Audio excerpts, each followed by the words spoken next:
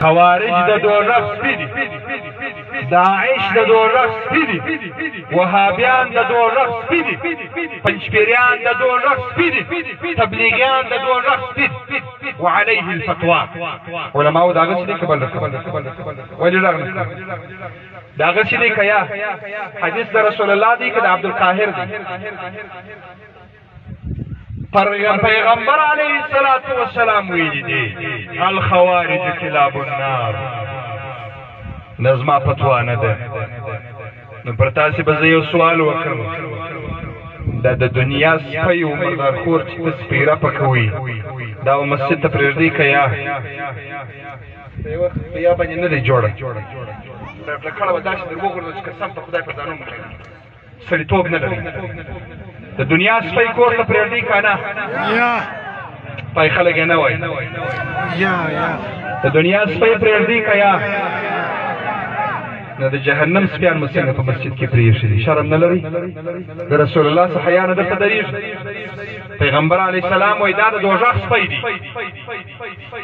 که د چا د دوزخ سپور ته هوا کېده تبلیغیان دي ویني، سلفیان و وهابیان دي ویني، داعشان دي ویني، دغه د دوزخ سپی. رسول الله می وایي دا د دوزخ سپي دي. ته دونې ښه سړی د دنیا سپی کور ته نه پرېږدې. د دنیا سپی ډېر پر افضل دي. د اصحاب کهف سپی په محبت جنت ته ځي، د عایشې و وهابیو سلفی به دوزخ لري.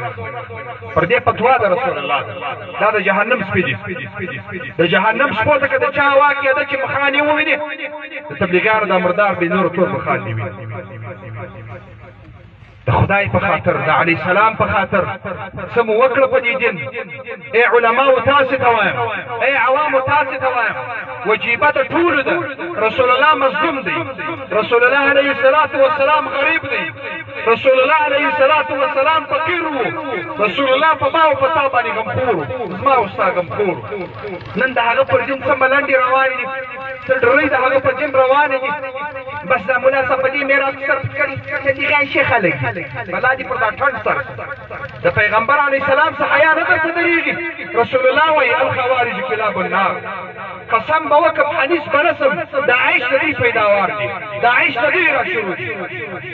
نن چې افغانستان په سرزمین د یهودو نصاراو لویه امپراتوري ماته سوه، مجاهدین فاتح سو، افغانستان یې ځینې خلاص کړي د سلهاو زرهاو لکهاو میلیوناو شهیدانو په قربانیو باندې د افغانستان په سرزمین د یهودو فتنه ختمه شول.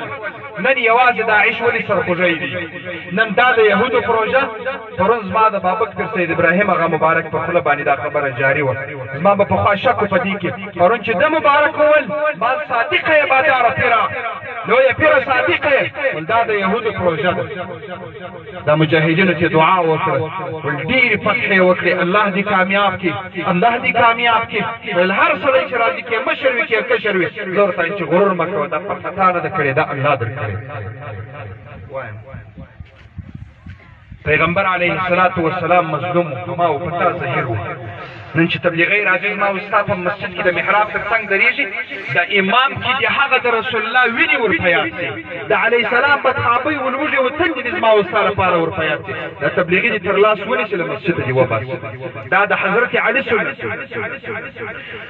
دمشق کې حضرت علي رضی الله عنه یو ځای مسجد کې ناست و، یو سړی ولاړ بره تقریر شروع